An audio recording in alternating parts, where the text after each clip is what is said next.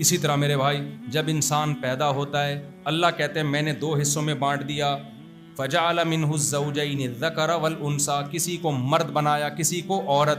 یہ اس لیے اللہ ایک ہی جنس پیدا کر سکتا تھا نا، ایک ہی جنس ہوتی تو کسی کی طرف کوئی اٹریکشن نہیں ہوتی. یہ تو اللہ نے بنائی ہے بھائی، نر مادہ اللہ نے پیدا کیے.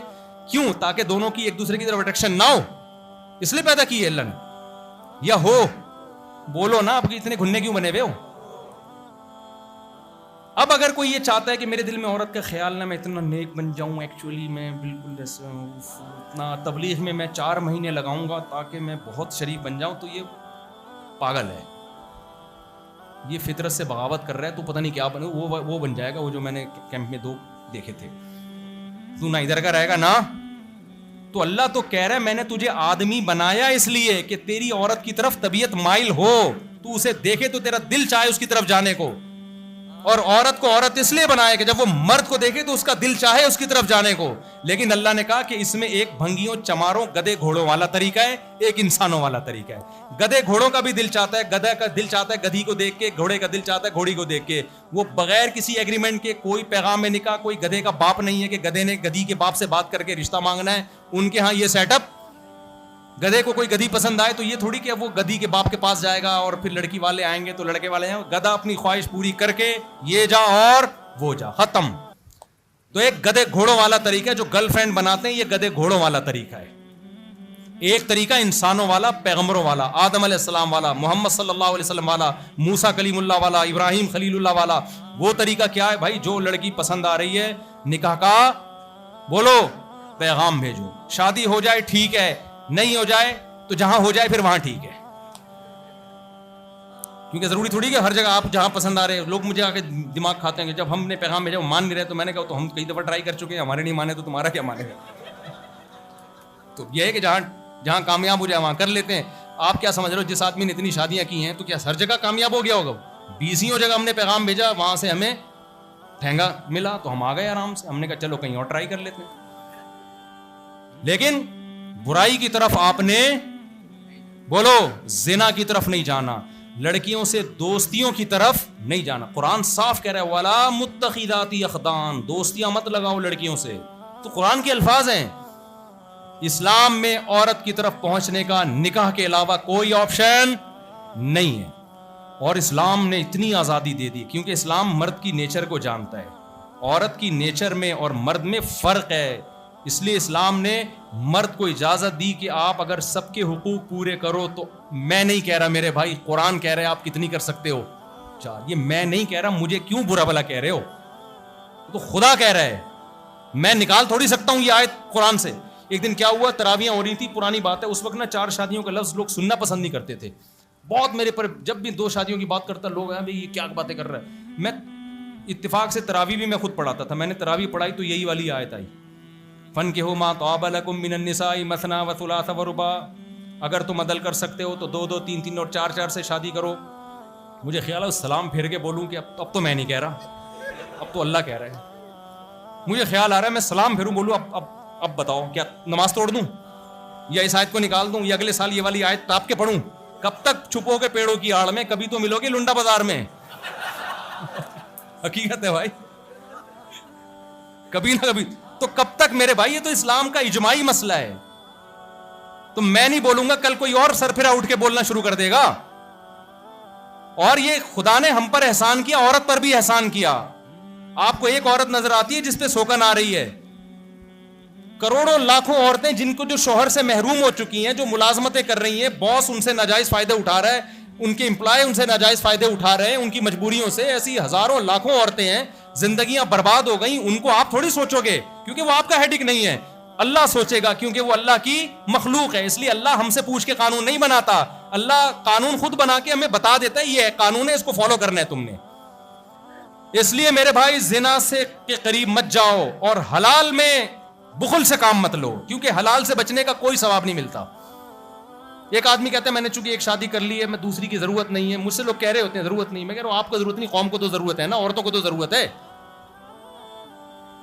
قوم کو ضرورت ہے بھائی، آپ کو ضرورت تھوڑی ہے. اللہ نے آپ کی ضرورت کو دیکھ کے تھوڑی 4 کی اجازت دی ہے، لوگوں عورتوں کی ضرورت کو دیکھ کے حکم دیا ہے. اور دوسری بات یہ کہ حلال سے بچنے میں کوئی ثواب جب اللہ نے دیکھو رمضان میں ہم روزہ رکھتے ہیں, جیسے ہی مغرب کی اذان ہوتی ہے فوراً پکوڑوں پہ اٹیک کرتے ہیں کہ نہیں کرتے؟ کیونکہ پتہ ہے اب تک تو صبر پہ ثواب مل رہا تھا, اب صبر پہ کوئی ثواب نہیں ملے گا. تو یہ مطلب جب اللہ کی طرف سے پابندی تھی, کوئی انٹی جا رہی ہیں دیکھنے پر بھی پابندی لگا دی, مت بری نیت سے دیکھو. لیکن اللہ نے کہا کہ اگر اسی کو پیغام بھیجنا چاہتے ہو تو صرف جائز نہیں ہے بلکہ پیغمبروں کی سنت ہے, یہ بھیجو پیغام بھائی. اب اس میں ابا رکاوٹ بن رہے ہیں, ماموں رکاوٹ بن رہے ہیں, اور پڑوسی رکاوٹ بن رہے ہیں, ایسی کی تیسی جاؤ. اسٹائل یہی ہونا چاہیے. میں آپ کو اس لیے ٹرین کر رہا ہوں کیونکہ میں تباہی والے, دیکھو اگر ہم نے اس کو اپنی سوسائٹی میں پروموٹ نہیں کیا نا, ہمارا انجام وہ ہوگا جو گورے کا انجام ہوا ہے. کیونکہ یہ بیانات سے نہیں حل ہوگا. جب نکاح ہی نہیں ہوگا عورت کا تو کب تک نظر کی حفاظت کرے گی, کب تک وہ مسائل اس کو, تو زنا کی طرف جائے گی وہ. جبکہ میڈیا بھی اس کو زانی بنا رہا ہے, ٹک ٹاک پہ لڑکیاں بھی اس کو زانی بنا رہی ہیں, کیسے بچے گی وہ؟ ابھی جو میں نے واقعہ سنا ہے, ایک لڑکی 25 سال میں بیوہ ہوئی, 3 بچیاں اس کی, اس کا حل کیا زکوٰۃ اور فطرانے ہیں؟ تو اس کا حل یہی ہے کہ اس کو کسی کے حوالے کیا جائے اور اسی کے خاندان کے, تاکہ اس کی بچیاں نہ رولیں. اگر کوئی اجنبی آدمی شادی کرتا ہے نا تو عورت کو اپنی فکر سے زیادہ اس سوتیلے باپ سے اپنی بیٹیوں کو بچانا مشکل ہو جاتا ہے کہ میں کیسے نظر رکھوں, یہ پتہ نہیں کوئی ہوس کی نظریں نہ ڈالنا شروع کر دے بچیوں پہ. تو اس لیے میرے بھائی ہم کس کے پابند ہیں؟ خدا کے. سوسائٹی کی ایسی کی بولو تیسی جاؤ, ہمیں خدا نے اجازت دی ہے تو کون ہوتا ہے کسی کا باپ روک کے دکھایا ہمیں. یہ اسٹائل ہونا چاہیے آپ کا, کیونکہ جب آپ کرنے لگو گے نا تو سب کا باپ روکے گا آپ کو. آپ کا باپ بھی روکے گا, باقی ہوگے. ابا سے بولو ابا آپ کے حقوق ہیں میں پورے کروں گا, لیکن نکاح کے معاملے میں مجھے پرمیشن کس نے دی ہے؟ جس خدا نے مجھے کہا ہے نا آپ کے سامنے اف نہیں کہنا, اسی خدا نے مجھے کہا ہے کہ اگر چاروں میں برابری کرتے ہو, حقوق پورے کرتے ہو تو کتنی کرو؟ 4. کوئی نہیں پوچھے گا تم سے. موسیٰ علیہ السلام کی 4 بیویاں یار, کلیم اللہ تھے اللہ کے. سلیمان علیہ السلام کی تو 100 بیویاں تھیں, پیسہ بہت تھا تو 100 رکھ لی انہوں نے. اب ہمیں اجازت نہیں ہے آپ کہیں 100 اور پھر آپ 100 افورڈ بھی نہیں کر پاتے, کیونکہ آگے آپ سمجھدار ہیں. تو اور یہ دماغ سے نکال دو, لیکن حقوق بھی پورے کرنے ہیں. میں نہیں کہہ رہا کہ ایسی لٹکا کے چھوڑ دو ان کو. تو اس لیے میں نوجوانوں کو کہہ رہا ہوں کہ مت سنو, زنا سے بچو میرے بھائی, برائی نہیں کرو. حلال میں اللہ نے آپ کے پاس آپشن رکھا, غیر مسلموں نے حلال کو آپشن جب اپنی سوسائٹی سے ختم کیا تو ولد الزنا, بچوں کی بھرمار ہو گئی. یہ چاہتے ہو کل یہی ہو تمہاری سوسائٹی کے ساتھ؟ نہیں چاہتے تو بالکل جو اسلام نے کہا ہے اس کو فالو کرو. اللہ سمجھنے کی, عمل کی توفیق عطا فرمائے. اور میں آخری بات جو میں نے کہا تھا نا, ایک مسئلہ دیکھو, مسئلہ یہ ہے کہ ہماری قوم نا تکلفات میں خود اپنا بھی بیڑا غرق کرتی ہے, دوسروں کا بھی. اب جیسے پانی یہاں رکھا ہوا ہے تو میرا دل چاہے گا میں پی لوں گا نا, ہر تھوڑی دیر میں آدمی مجھ سے پانی پلاؤں, مجھ سے پانی پلاؤں. یہ تکلفات چھوڑ دو بالکل, سمجھ رہے ہو؟ مہمان آیا, آپ نے گھر میں کھانا سامنے لا کے رکھ دیا, اس کی مرضی کھا لے, اس کی مرضی نہ کھائے. 1 کوفتہ کھائے, 2 کوفتے کھائے, پلیٹوں میں اٹھا کے ڈالو نہیں. یہ دیکھنے میں اخلاق بہت اچھے لگتے ہیں لیکن یہ صرف تکلفات ہیں. تم مہمان سے پیسے تھوڑی لے رہے ہو کوفتوں کے, تو وہ اپنی مرضی سے جتنا کھانا ہوگا کھا لے گا نا. اتنی بڑی ٹینشن ہے نا میرے لیے, جہاں جا رہے ہیں چائے پلاؤں, سب آپ کو جوس لے آؤں میں, نہیں بھائی جوس نہیں, لسی لے آؤں, نہیں لسی نہیں, آئس کریم لے آؤں, نہیں آئس کریم, اچھا پھر کھانا لے آؤں, میرا دل چاہتا ہے اس کو پکڑ کے اب کوٹ دوں میں. یار میں بھی تو منہ ہے نا, اللہ نے مجھے بھی منہ دیا ہے, میں جو کھانا ہوگا بول دوں گا, منہ سے پھوٹ دوں گا. یار اتنا زیادہ لوگ ٹینشن دیتے ہیں, دے تو محبت رہے, پھر محبت میں کوٹ بھی نہیں سکتے نا اگلا تو. لیکن یہ ہمارے ہاں گوروں میں یہ چیز بڑی اچھی ہے. میں نے کہا نا گوروں میں ساری چیزیں بری نہیں ہیں, کانسیپٹ غلط ہے, لیکن کچھ چیزیں بڑی اچھی ہیں. ان کے ہاں یہ تکلفات نہیں ہیں, یہ چیزیں نہیں ہیں ان کے ہاں. ایک دفعہ وہ تو پوچھتے ہی نہیں, وہ نا وہاں تو اپنا خرچہ چل رہا ہے. لیکن اگر پوچھیں گے بھی نا تو یہ ہمارے والے تکلفات نہیں ہیں.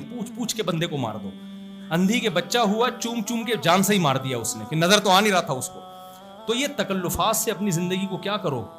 مہمان آ گیا, کھانے کا پوچھو, 2-3 دفعہ پوچھ لو, تاکہ ایسا نہ ہو شرم میں اور کہہ دیا نہیں تو پھر نہیں, سمجھ رہے ہیں, اور لا کے رکھ دیا تو جو کھانا ہے کھا لے. اس کے بعد ایک دفعہ تو میں لڑتے بچاؤں, میں نے کہا میں نہیں کھاؤں گا, لایا, پھر کھانا بھی کھلایا زبردستی, پھر میٹھا, میں نے کہا میں نہیں کھا سکتا میٹھا, میں نہیں کھاؤں گا, میں مر جاؤں گا میرے بھائی, میں نے سونا بھی ہے جا کے.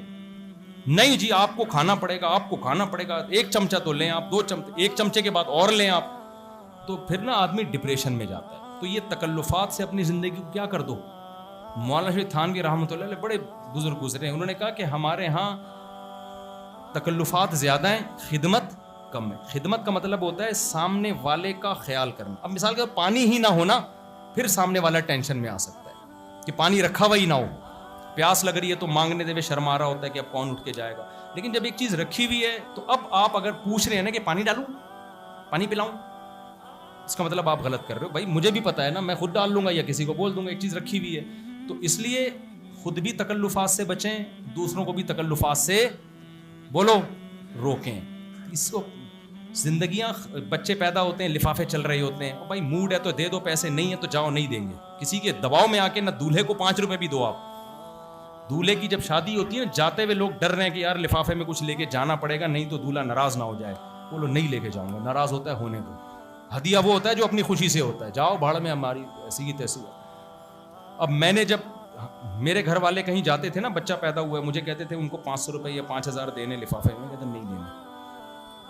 گھر والے کہتے تھے وہ کیا سوچیں گے. میں نے کہا بھاڑ میں جائے سوچتے رہے. ہم نے دوسری جب کی تھی تو اس وقت نہیں سوچ رہے تھے لوگ کتنا برا سوچ رہے تھے. بھائی ہماری مرضی یار، جب ہمارا موڈ ہوگا ہم دیں گے.